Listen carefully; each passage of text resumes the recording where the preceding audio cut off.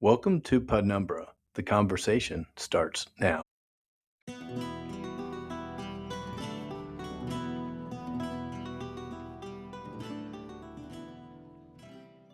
Good afternoon and welcome to PodNumbra. I'm very excited to have a special guest with me today, Mr. Daniel McMillan, who is an entrepreneur and business owner up in Quincy, Florida. Daniel, welcome to the podcast. Hey, Will, how are you, man? I'm doing great. So, Daniel, today we're going to discuss a little bit about the businesses that you're in. You have a couple Panhandle Process Servers. It's a statewide process serving company, and also a new venture that you launched a couple of years ago, F&A Drone Services, which is an agricultural drone spraying operation. Is that right? Yeah, that's pretty much it. We do a little bit other stuff than just spraying, but that's our main focus. Awesome. And you're from Quincy, Florida, which is just outside of Tallahassee, small country town. So just kind of tell me a little bit about the lifestyle and growing up in Quincy, Florida. Man, Quincy growing up was a wonderful place. A small town, not much to do other than the things I love to do, which is hunt and fish and play golf because we have a decent little golf course here. Very laid back, very family oriented, very tight knit community. All right. And just so people know, how many people live in Quincy? Quincy is about 8,000, I think, last census, and it's pretty much been at that 8,000 level.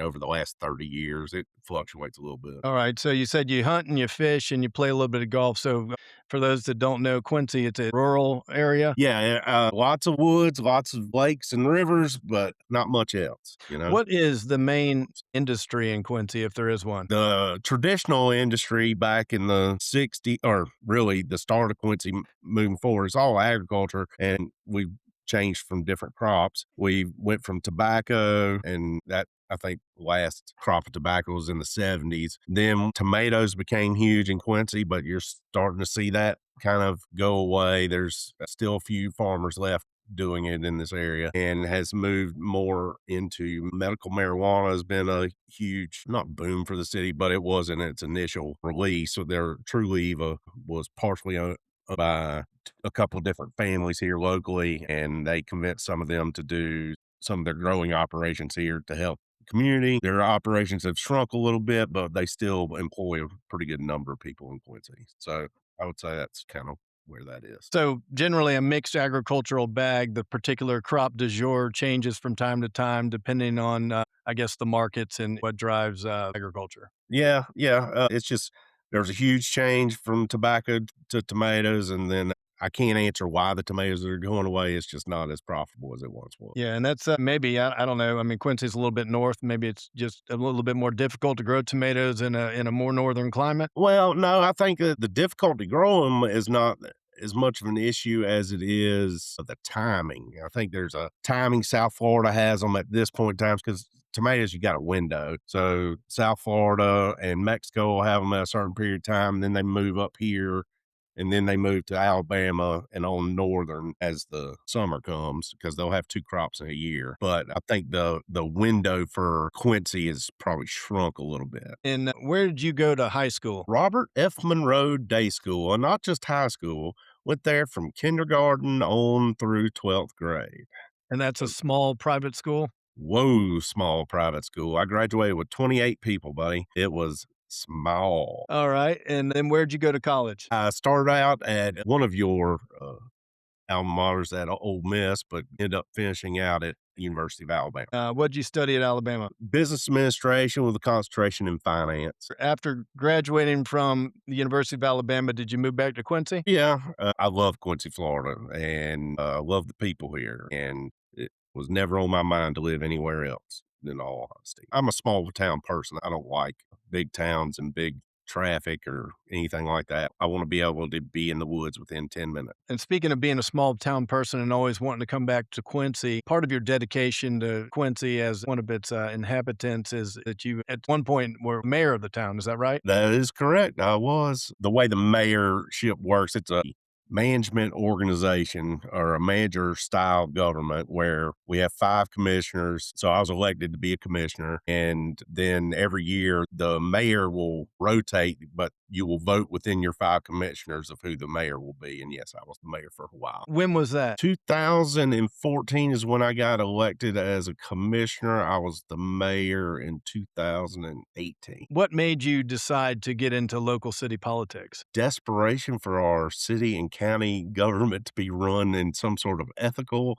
and moral manner. And as a lifelong resident of Quincy, obviously, watching from the outside and then ultimately being on the inside of city government, what was it like for you when you actually had an opportunity to pull back that curtain and see how the sausage was made? Well, I always had a pretty good idea what was going on. My father, he was business partners with Pat Thomas, who was a senator up here. So, as a child, I was always involved in local politics to a certain degree, whether or not it was, going to events or helping campaign, all that kind of good stuff. So, I was always kind of keyed into the local politics. So, I knew a lot about the history and what had gone on and what was currently going on.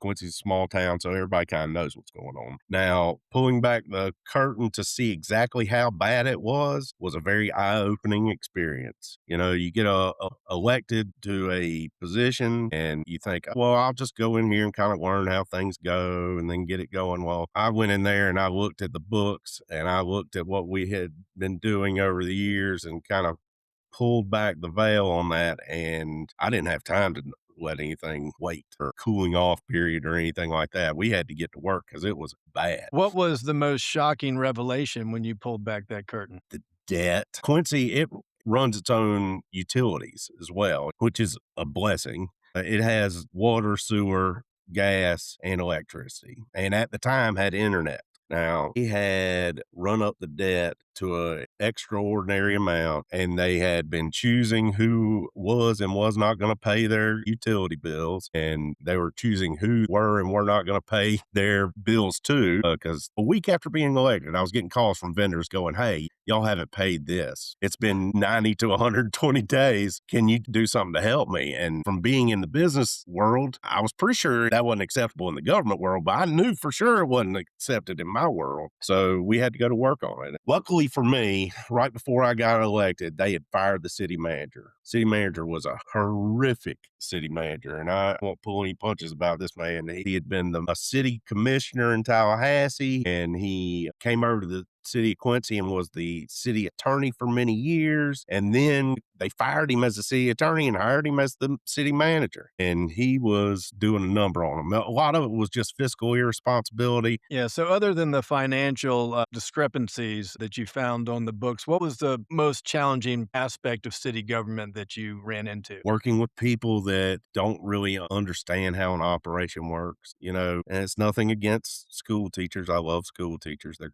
great people, great instructors, not always the best business people. And the people I was surrounded by once I got on there, the other commissioners were people that were already being paid by the government. So they don't know what it's like to make a payroll. And I can't blame them for not understanding that, but it's something. So the operations of the city were very complicated. It's a struggle when you are the government entity and you are also responsible for keeping the lights on for somebody. You get calls, sob stories about why they can't pay their bills. And it's hard not to help people because Quincy, I mean, there's a lot of money in Quincy in certain segments.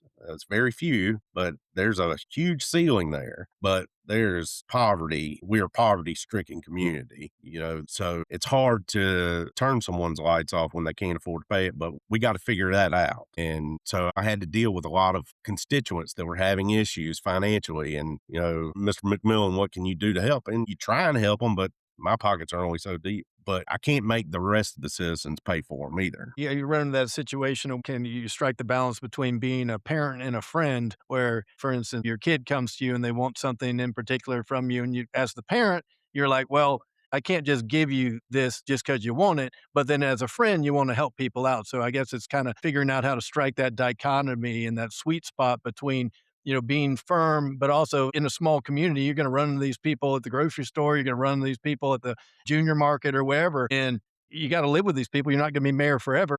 That's So, correct. I imagine that is a very difficult spot to find yourself in. It's kinda like when you win the Powerball and then all the relatives come out of the woodwork looking for a handout, and you're like, "Look, We didn't all win the Powerball. I mean, I won it and I'd like to help you out, but I'm not going to buy you a bass boat. Yeah, no doubt. People don't like hearing the word no. I mean, it just your children, all the way to some of the most mature adults in the world. No one likes hearing that word, but it's something that needs to be said in our government from top to bottom a lot more often. Yeah, I think in government politics, the word no is considered to be a four-letter word sometimes because it's certainly not used enough.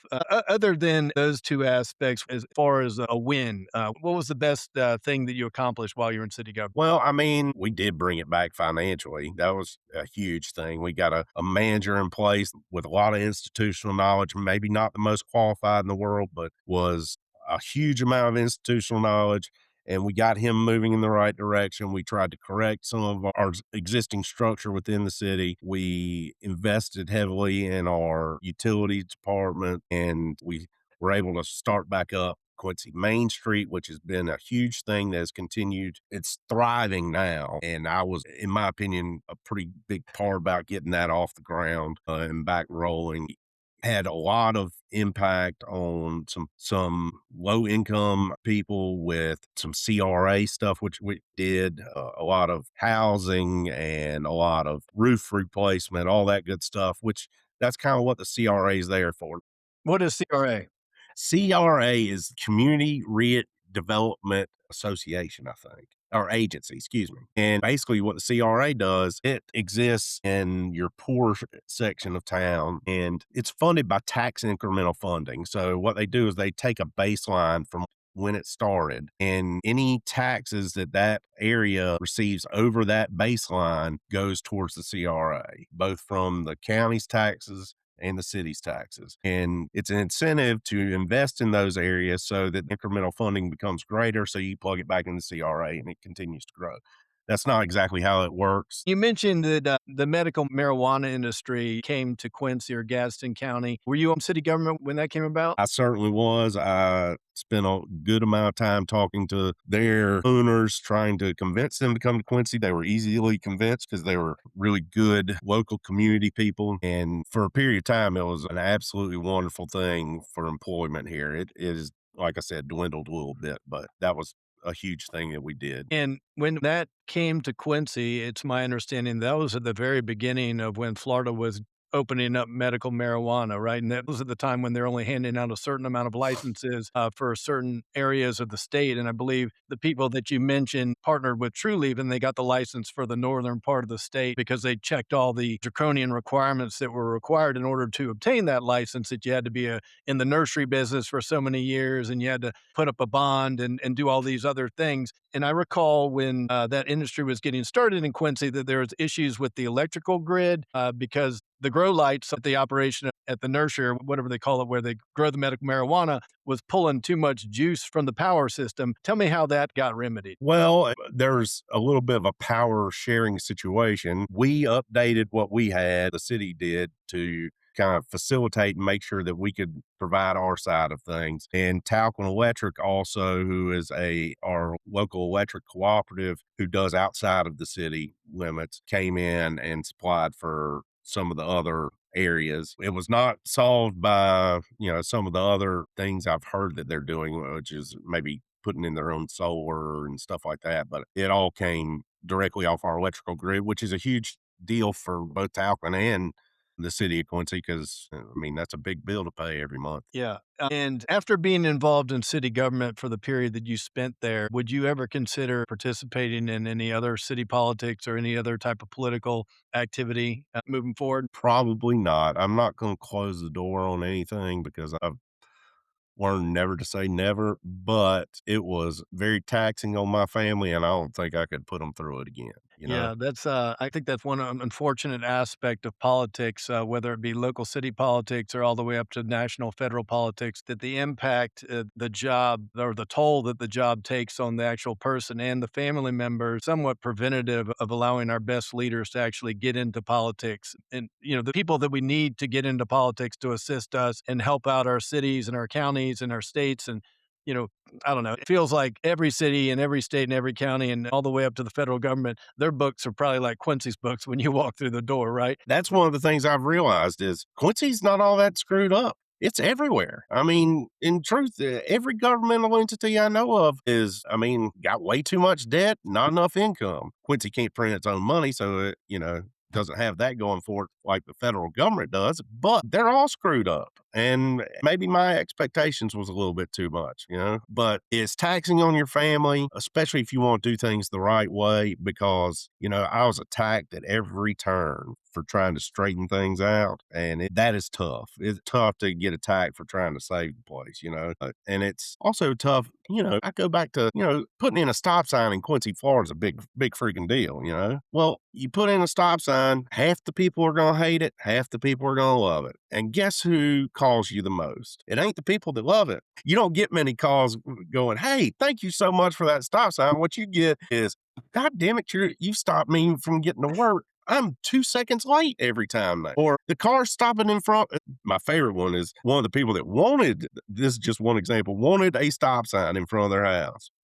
And I said, "Are you sure you want this? Because it means people are going to be stopping right in front of your house every time. And you're going to hear brakes going off." Yeah, I've got to have it. I was kind of against it. I mean, but the people in the area asked for it. Hey, I'm with it. Well, that guy comes to me 6 months later. "Man, you would not believe the noise outside my house." You can't please everybody, but in politics, if you can please more than half, it's a miracle. That's why I think across the board, it seems like the split's 51-50, so if you're 51-49, so if you can just, basically you're just making 1 more percent of people happy and you win. Yeah, and that's on that one subject, though, because you tell them no on one thing, people don't like to hear no, and they remember the one time you told them no and will hate you for the rest of your life.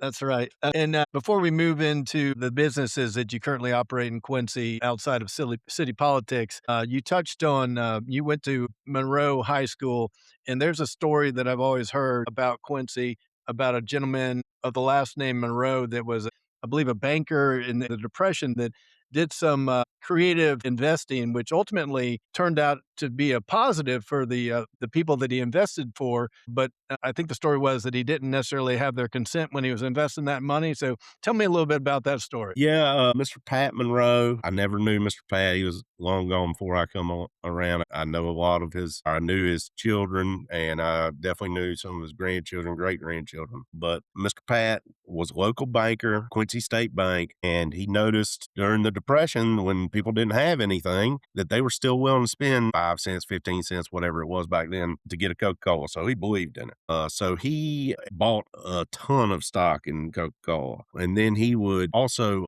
let you borrow money at the bank if you promised to buy a certain amount of Coca-Cola stock. It was almost a requirement when you got the loan. Well, it's been 30 years or 25 years since they did the thing, but at one time Oprah did a thing on it and said that every share of Coca-Cola stock from the point that he started to at that time, probably 1998 or so, was worth $7 million if you would let it, continue to build off of the interest. And Mr. Pat, I mean, he had an untold amount, and he made a bunch of people around here millions of dollars. I mean, at the time, they probably thought, "Man, he's making me buy this stock to get this. This is a bunch of bull." Well, he made multimillionaires, and they don't have anything to worry about for the rest of their lives or their kids' lives. Or so when I said earlier that there is a top around here as far as money wise, well, there's there's some old money in Quincy, Florida. You can drive around and see the housing.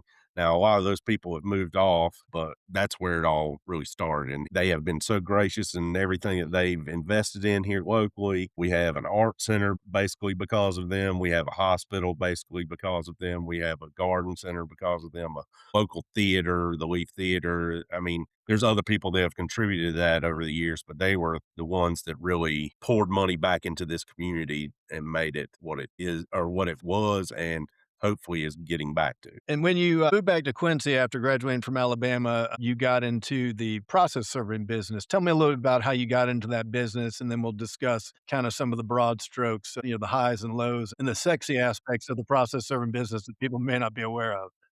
Well, I came back with the idea kind of been put in my head by some people that may or not been raising me that I should go in the insurance business with them. And man, I hated being in an office. I just hated it. It drove me insane. So a local guy named Wayne Hanno had his own process serving business here in Quincy, and he was getting ready to retire, and he approached me about purchasing it. I said, "Well, that sounds like a pretty good idea, Wayne." So I purchased it, and he gave me some lofty numbers of what he was supposedly making.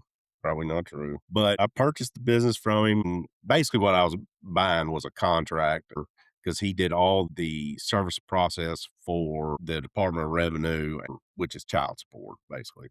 So pretty busy in that regard. Huge, busy, busy. Now, not exactly the places you want to be going, you know? So I got up and going with that. And, that was in 2005, I want to say, and have been doing it ever since. It's been a good business for me, a good, solid business. It's not something that, I'm going to make millions on, but there's not much to do. If you want to live and work here locally in Gadsden County, there ain't a whole lot of businesses that are just thriving. It's just, it is what it is. Most people go to Tallahassee for work. I hate Tallahassee. Nothing against Tallahassee people.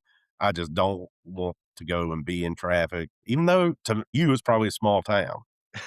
To me, it is. Big city. Yeah, it's big city, boy. They got a couple movie theaters over there. Do you know that? And a Longhorn Steakhouse. So I, that drives me insane. So you got into the process server business. You mentioned that one of the contracts that you essentially purchased, Department of Revenue, related to domestic issues, serving families and things like that. And as far as a process server, were you initially the person actually going out and serving the process, or did you have a team? Tell me a little bit about that and what you saw and what happened. I have some subcontractors that we use, but I serve a lot. Like if I was just to sit back and let everybody else do all the serving, the money to me would not be near enough. So yeah, I've got to get out there on the streets and do it myself as well. It was an eye-opening experience, or is an eye-opening experience. The things that you run into and people trying to avoid you, and just the amount of lies you listen to.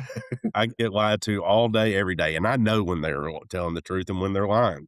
Now, there's not much I can do about them lying, but I've become a really good read on that. So as far as the people that would be lying to you, are they lying to you about who they are as a person, where you're saying, Oh, "I'm looking for Stan Smith that lives at 226 Meriwether Lane. Is this you?" And like, "Nope, that's not me." yeah, yeah, never heard of, or they moved out of here 2 months ago. I hadn't talked to them since, It's very simple lies, nothing extravagant. Right, just old-fashioned lying. Yeah, that's correct. Give me just an example of, like, one of the craziest stories that you ran across, while you're out there serving process. This is PG rated, isn't it? Yeah, I mean, yeah, keep it PG. Okay. All right. Well, I mean, I've walked in on people, fighting. I've walked in on people doing some other things opposite of fighting, but still wrestling. I've had guns pulled on me, knives pulled on me, people trying to chase me down or trying to assault you. It happens. It's rare. I mean, it's 20 something years. I've only had a few people put their hands on me, and those people didn't enjoy it when they did. It ended bad for them one way or the other. Usually, I just try and get the heck out of there, and we'll call the sheriff's department and we'll deal with it that way because I don't want to get sued. Absolutely. And what is your territory? Did you start out when you were first doing the, Department of Revenue stuff? Was that just, like, kind of Tallahassee, Leon County territory, It or was rural counties, Gadsden, Jackson, Liberty, Calhoun. I mean, some of the most rural areas of Florida. We do go to Tallahassee some. I have to grit my teeth, but we do go some. It's not as bad. My kids go to school over there, so I have to go pretty decent amount now. But yeah, large areas with less services to do, but the amount you get paid per service is a lot more. It's kind of what our business model is. yeah, and serving process in Liberty County, that must be a treat. Woo, you might walk up on a still in a heartbeat, or dog fighting ring. I've walked in on one of those. It's a lot of meth areas. It can be kind of hairy. A lot of entrepreneurs is what you're trying to say. Yeah, yeah. People really getting after it. You gotta think outside the box in Liberty County. They have can do attitude.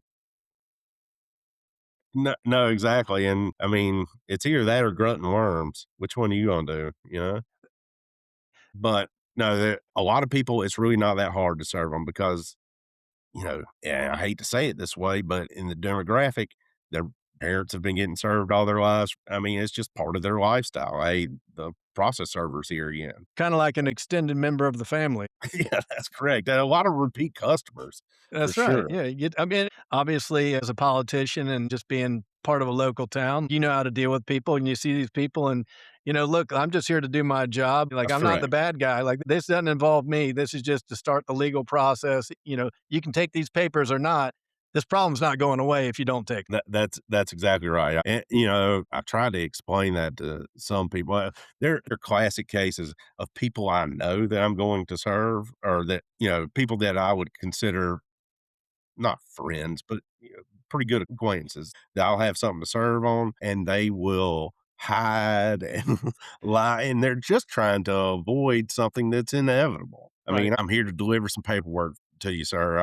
I get involved in lawsuits too. So Yeah, avoiding the process server is just a form of legal procrastination, right? You can only exactly. avoid it for so long, and then ultimately, if you just keep avoiding it, you'll get served, by substitute service through the Secretary of State. Like Right. one way or the other, this is going to go forward, whether you want to participate or not. It's just how long do you want to drag this out? Yeah, how long you want that interest clock ticking? That too. And then you started serving process in 2005 with the Department of Revenue. Then, obviously, during the financial crisis, economic downturn in the 2008, 9, 10, 11 time period, did your work tick up like serving foreclosure work and all that kind of stuff? Yeah, foreclosure work is beautiful work, man. Beautiful work, easy. Hey, shit, half the houses you'll go to, they're vacant because they just threw the keys in there and walked away from it. Truthfully, the timing couldn't have been better for when I purchased it. I purchased the business. I mean, did good business to start off with, but then it really, I mean, just blew up during that period of time with the foreclosures. That has gone away pretty much.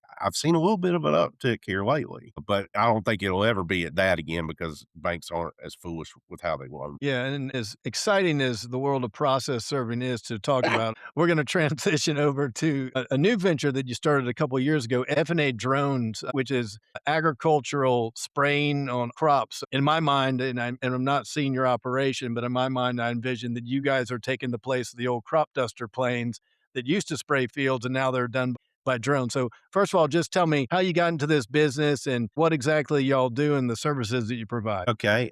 Well, like most stories with me, it all goes back to hunting, Willie. And I had a deer that I had been hunting, or not really hunting. I've been watching him for 3 years get bigger and try and get to the point to where I was willing to shoot him.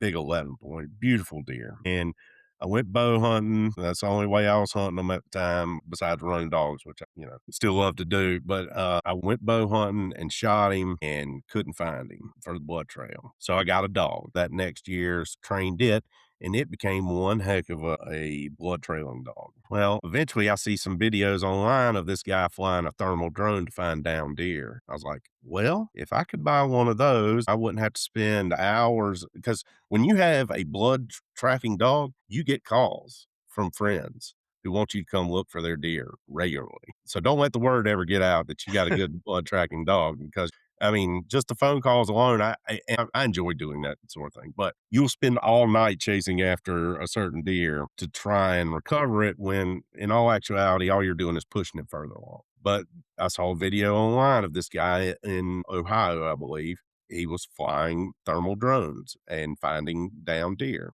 It's like, well, heck, I'd much rather do it like that and not waste all night. So I purchased the thermal drone. Well, I said, well, if I'm going to do this, I better get my drone license to be legal. Do that.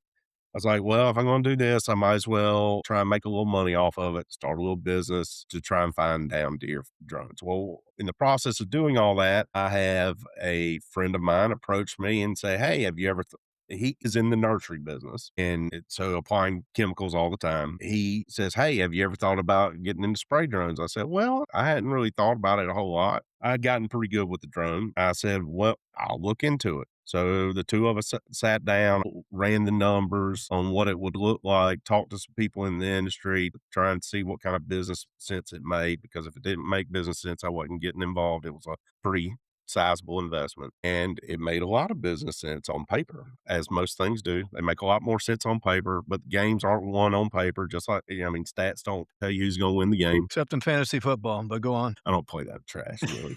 I bet like a real man. Anyway, we decide, yeah, let's do it. So we go through the licensing process and do all that, which is pretty extended and a lot to learn, especially for me. I had applied chemicals before, but not at this type of level. So I had a lot to learn about chemicals and a lot to learn about how spray patterns and all the ins and outs of it. Aerial application. I mean, you have to take several different licensing tests through Florida Department of Agriculture. You got to get approved to fly with a drone that's over 55 pounds. So we get through all that and get started. And when going into it, we didn't really think about spraying crops as much. What we wanted to do is we wanted to spray forestry. Well, I mean, crops is great. Don't get me wrong, but that's not where the money is. They're poor old dirt farmers. They ain't got it to pay. You know, if they've got a spray system that they already use, it makes sense for them to keep using it. And also, they're not real quick to move on certain technology. Now, it has gotten bigger. People are definitely spraying crops with it, but the amount of money you can make per acre if you're spraying forestry versus crops is a huge difference because instead of competing with with a plane, you're competing with a helicopter, which means they can't spray quite as much acreage at one time as a plane. It's not as fast, a lot more expensive to operate. So the competitive level was there. Now we can't do as much acreage per drone as they can per helicopter, obviously, but it made a lot of sense. Yeah, let me go back. The 11-point deer that you were tracking for 3 years, you shot it with a bow and it ran off and you were not able to find it? It never showed back up. It died. Never got that deer. It's been haunting me ever since. Right. So losing that deer kind of propelled you into the drone industry because you basically didn't want that to happen again. You went the traditional route with the old smell hound, and obviously that has its pluses and its minuses, which you described. Obviously, you have to feed it and you have to keep it, have to make sure that it's ready to go. And, it barks. And as most people that have hunted with dogs before generally know that dogs generally sometimes don't do what they're asked to do. So there's that component. And so you jumped forward and went into the drone technology. Obviously, you don't have to feed drones, but what kind of drone are we talking about? Well, what I currently have been using, I'm going to be upgrading this year, was DJI Matrice 30T. It is, they say when you're buying it, it's a military grade drone. That's a bunch of bull. It is a thermal drone, and so it sees heat. So it's good for a lot of things, and I love flying. It's good to find lost animals, good to find, inmate escapes, go try and find lost individual, someone with Alzheimer's got lost, we can go out and find. We do a lot of, during the winter, we do a lot of herd surveys for people. We go out and we'll go fly their property in a grid pattern and mark and look at every deer they have on the property. Pick up the thermal imaging. Then we go to our other camera. It zooms right in 200 times. And from 400 feet, I can count the points on the deer. I can Wow. see it fly on their back. So we can survey a property, which if anybody's listening's got their property and wants them surveyed, we're here for that. Because that's the fun side is doing that, not as much spraying. Spraying's a lot of work. But you go and fly the properties in a grid pattern, mark all the deer, you know where they all are, you have points, give them what their doe to buck ratio is, the amount of deer they have per acre, so they kind of know how much feed that they need to have on the landscape and all that good stuff. And, when finding a deer, you can find one, see where the wound is, whether or not it's going to be a mortal wound, whether or not they need to keep looking for it or not, give them a pinpoint of where it is to go get him if he is dead. It's a extremely, extremely efficient and useful tool. And the amount of uses are only expanding. Yeah, and as far as spraying the forestry, are you utilizing a different drone for that Yeah, we have 3 different types of drones. We have the thermal drone, and we have a small mapping drone to go and fly the fields before we get there and create a map and overlay the current pictures on top of what the Google image is so that we can, assess the field and draw the field out. And then we have the huge spray drones, which we've got 3 currently. They carry somewhere around 10.5 gallons of liquid payload at a time. And for the forestry, what chemical are you spraying and why does it need to be sprayed? Okay, it just depends on what is there and what we're trying to do. But when they come in and they clear cut a piece of property, before they go back in there and replant, they do what's called a site prep. And they spray some glyphosate, they spray some imazapyr, they spray some MSM 60 and, some other adjuvants to spray the undergrowth so it'll kill all that, and then they plant their pine trees through it so that everything isn't sucking up all the nutrients while they're trying to get started. And glyphosate, I understand common nomenclature is Roundup, right? Yeah, I mean, glyphosate is the active ingredient. It goes under a ton of names other than Roundup. Roundup's just the one that has gotten the bad rap, I guess. Right. People know that name. The second one that you mentioned, what is that and what's the purpose of that chemical? Mazapir, it is a root activated herbicide. It is to kill bigger, hardier plants, the oak trees, that sort of. In addition to getting your drone certification, be a drone pilot, what other certifications did you have to get in order to spray these chemicals on crops or forest or whatever it is, the different applications? In my case, we're in Florida. You got to go through courses with Florida Department of Agriculture. You've got to have a core license, which gives you the ability to handle the chemicals. You got to get an aerial license, obviously, to fly and spray. You've got to get row crop license if you're going to spray in row crops. You got to have a forestry license, spray in forestry. To spray right of ways, you got to have that license. So you got a bunch of licenses. And then on top of that, you've got to get your 107, which is your original drone pilot's license. And then you got to get what's called a 137, which is there for you to fly a drone that weighs more than 55 pounds. And where are you getting your drones from? God, I hate to even say it. China? I was gonna assume that was the answer.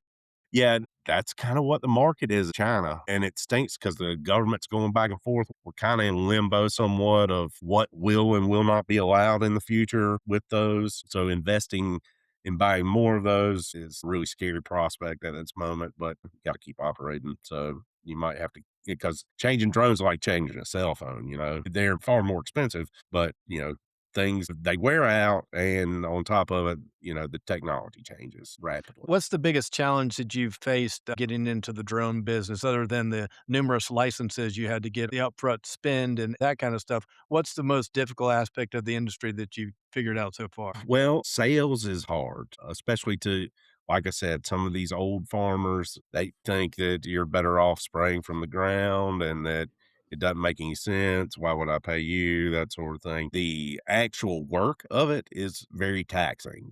You're constantly waiting on days when the wind is right. You're waiting on days when it's not raining, which in Florida, it rains almost every day this time of year. It's usually late in the evening, so you get started very early, work until a little bit after lunch, and then probably call it a day because it's gonna rain at 5:30 or 6. But, you're farming for weather a lot of the time. That's been difficult sourcing parts when things go down in a drone. Drone it ain't like I can go to the guy next door and say, "Hey, what did you do for this when you had this problem?" That doesn't exist. Nobody knows. We can call DJI, and they don't know some of the issues that are coming up. It's such a new venture that the answers aren't always there, and you have to create them yourself. And as far as it being a new venture, obviously drone technology seems like it's been around the last 10 years or so, but obviously we hear more and more about drones each and every day. Do you have competitors in the industry that are doing the same thing, or what's that look like? What's the competitive aspect of the industry, and who are your competitors? That is one of the beautiful things about this currently is the competition is not all that much at the moment. We do compete to a certain. I try not to compete with these people, and it's just my personality. I don't want to compete with a plane. To me, it's stupid. The drone, it's a tool and it's specialized. So, competing with those people that have those contracts, had them for years, that's not what I'm trying to do because that would be foolish on my part. I try and compete where there isn't a whole lot of competition. The things that people don't want to do. People don't want to fly a plane over 20 acres, but I'll come spray your 20 acres. Mm. People don't want to fly that helicopter over that amount. We'll come get it done. I try and find the niche so we minimize competition. There's very few people spraying from a drone in my area, and we get calls all the time for it. Now, some of the calls don't necessarily fit what we're trying to do, but luckily for us right now, the competition is not all that much. Now, it's going to get more because just that's the way it is. But also, there's a barrier to entry to getting into this thing. It's fairly significant financial upfront cost, which some of it you can finance, but generally I'm not a big person on financing much. I like to not have interest ticking. I'm a finance major, so I know that's what kills people is interest. So, the competition is going to get more, but the licenses are only going to get harder to get. And in truth, people don't want to work all that hard anymore. And doing what I do, it is hard work. There's no doubt about it. You're dealing with chemicals that'll kill you, which we do. We take all the safety measurements, gloves, a lot of washing your hands and washing your face and all that good stuff. But, people aren't coming up wanting to go outside and work. I personally love it. Yeah, it takes a certain personality. As far as how the industry is going to continue and grow and change, let's say over the next 10 years, is there any aspect of AI that you're able to implement in your drone business now or in the future that allow potentially one, you to not have to be out there working in the sun, but also make your operation be able to grow and expand in other territories? Yeah, it definitely is coming. I worry about AI from a lot of aspects, but it could be really beneficial to my drone business. I mean, it already is. It's part of it currently. Most of what my drone does is autonomous. I have to keep my fingers on the sticks, especially in forestry, to make sure it doesn't run into any trees. But for the most part, AI is a big part of it currently. It's only going to get more. To what point am I eliminated? I don't know. But uh the ability to swarm drones to fly multiples at one time, which, we've seen the FAA start to allow in certain cases, will be huge for individuals in it. Now it's going to kill the competition. So it's got a lot of benefits out there. I use AI all the time just for information purposes to fix the dang things, and to run through the problems and all the other things and install. I had to become a plumber and an electrician while doing this to put together my trailer and everything else and understand the way the generators are being used and making sure that they're running at their maximum capabilities. I've had to use AI to answer a lot of those questions. So AI has got a lot of benefits. I don't know. It's going to hit a point to where it kind of flips over on me if I had to guess. Being a mayor, being involved in city government, starting and running your process business for the last 20 or so years, and now getting in the drone business, what habit have you relied on in all your different business ventures that's made you successful? The KISS theory. Keep it simple. I'm a big believer in keeping it as simple and basic as I can possibly do. Try not to have too many moving parts and try and make sure the parts that are moving are greased well at all times. I don't like complication. And if you can keep it simple, you generally eliminate all that. Plus, hey Willie, I'm not a super genius or anything. Now I see people walking around dumb as a brick all the time. But I feel like I'm not the smartest person in the world. I've got a lot to learn.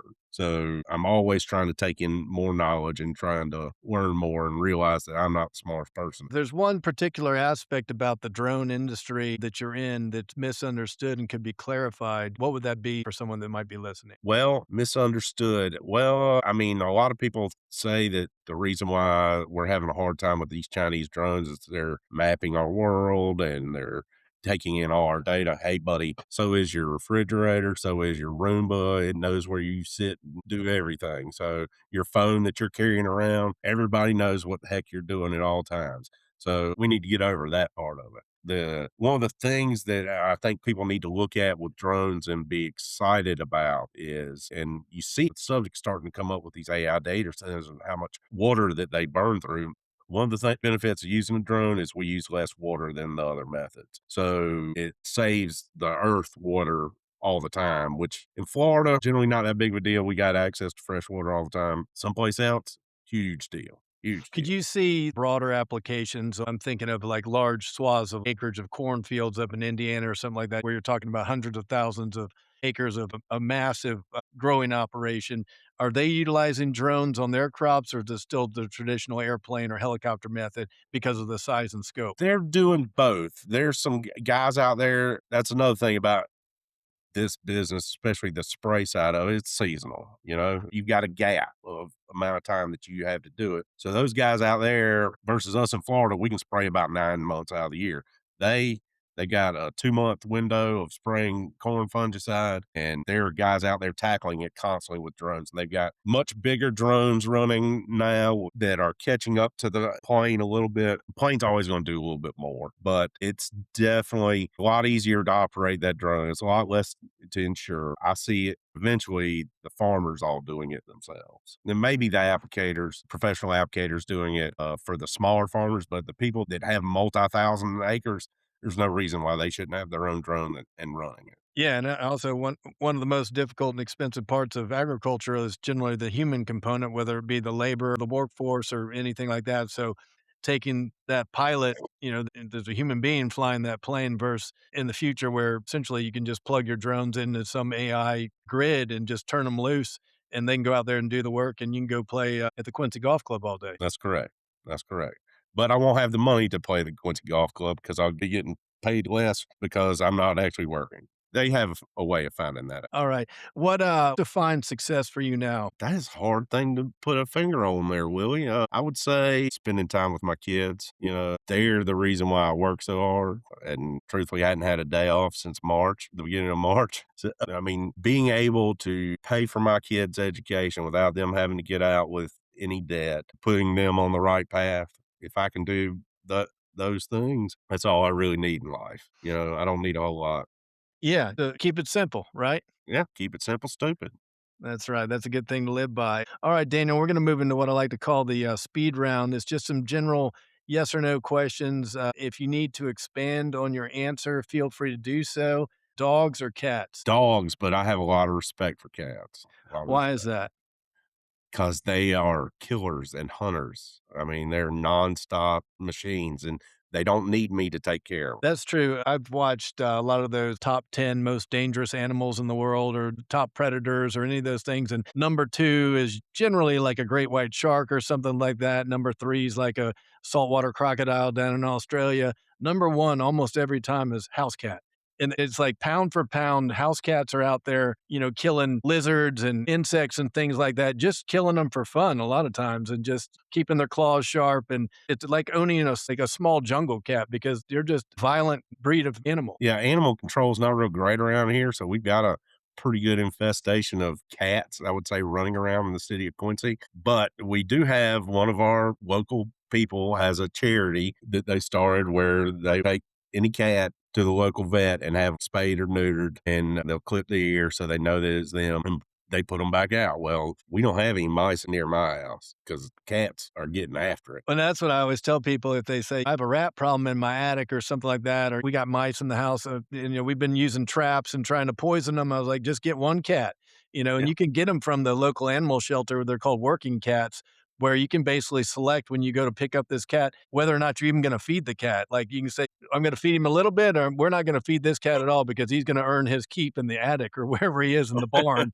And also, certainly those cats aren't meant to be petted either because they'll take your hand off if you try to get too close to them. As you know, my dad was a veterinarian and people would do the same kind of thing. They would basically trap these cats in those have a heart, like, possum traps and bring them in to be spayed or neutered. And it was my job as a young, unpaid, unlicensed vet tech to get these animals out of the cage. And it was always a treat because basically I had to put on oven mitts and it's kind of like handling a falcon of some kind and just like getting that thing out. And long story short, that's why I didn't become a veterinarian.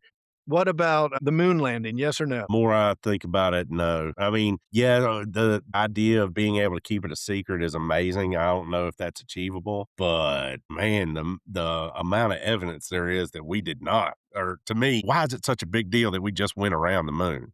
You know, we've supposedly been there before, you know what I mean? And got back. Well, as a friend of mine said the other day that, on Artemis 2 is what you're talking about, that recent Yeah, yeah. mission where we were going to the far side of the moon. We weren't landing on the moon, we were just kind of doing a drive-by. And there was 6 minutes of that mission where the astronauts were like, we're about to go into a section where we're not going to be able to communicate with Earth, right? And this is in 2026.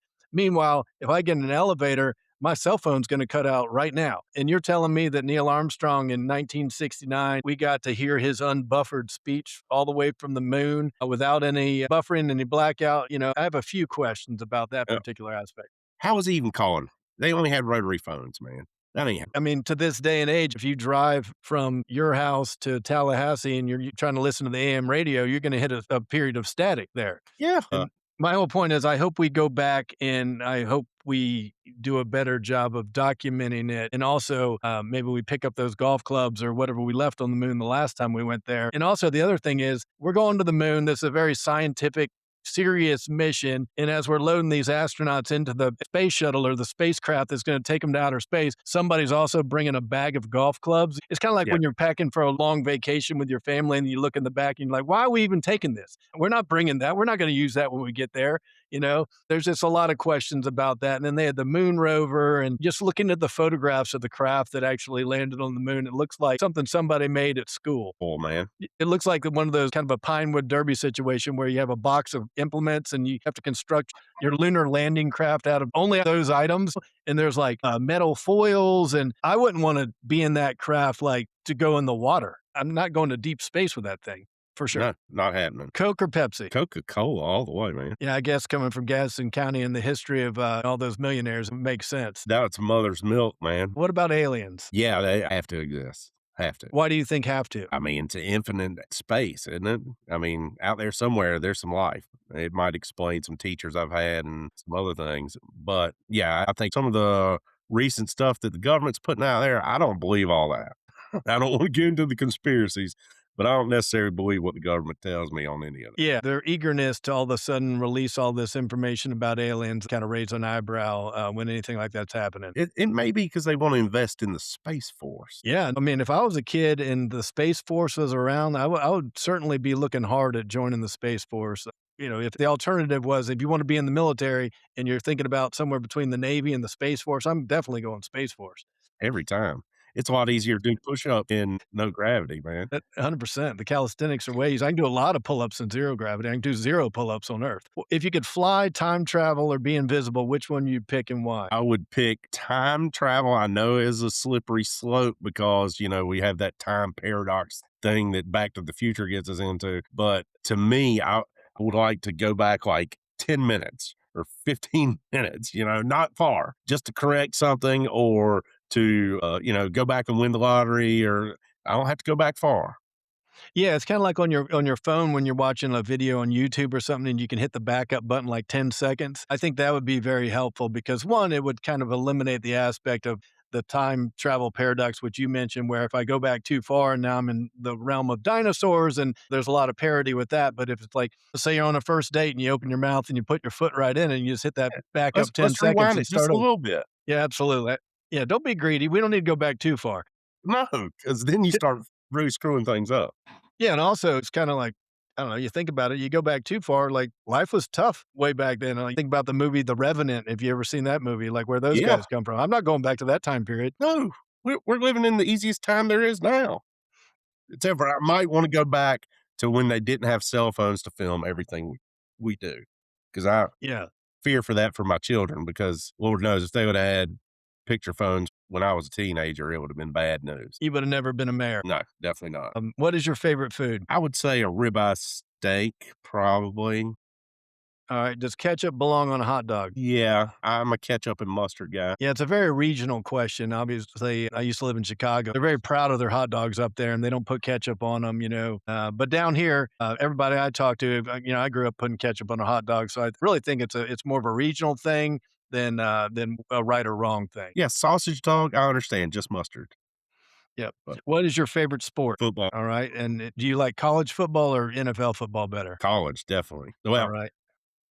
college is starting to dissipate. It might move to high school, I'm not sure because this NIL thing's kinda got me. Yeah, it's turning more and more into NFL light instead of, the college football, which we grew up with. Yeah, I'm fine with them getting paid, but they can't transfer every year, you know? Yeah, and I think that's part of the reason why Nick Saban got out of the business. He saw this coming and he said, "You know what? I've had a good run. I don't need to fool this next chapter." No, no, smart man, knows when to get out. That's right. What's your favorite hobby? Hunting, definitely. Alright. Running those dogs. What's your favorite book, movie, song, or sequel? Well, I can do them all. Yeah. Book, I would say The Art of War is my favorite. It's a good one. Movie, my favorite movie is Cool Hand Luke. Sequel, Breaking 2 Electric Boogaloo, I believe. I mean, hard to beat. They really turned that place around. And what was the other one? Song. Song, Way More Blues by Waylon Jennings. Alright. And, when you're not spraying drones or, serving process, what's your absolute favorite thing to do? Again, hunting. Uh, It is what it is, man. I love to hear those dogs run. yeah, and, where can people learn more about the work that you do? FNADroneservices.com, kind of a shabby website in all actuality. FNA Drone Services on Facebook, and that's about it. We keep everything pretty close to the vest. Alright, and, give me one name of one person you think I should interview next. My sister, Mary Hilliard Harrington, she's known in Nashville, McMillan, Okay. super smart. I mean, obviously we're in that same book, but she's great. She's amazing. Yeah, well, I'll definitely reach out to her, and, thanks again for being on PodNumbra. I've enjoyed it, and, hope you have a great day. Me too, bud.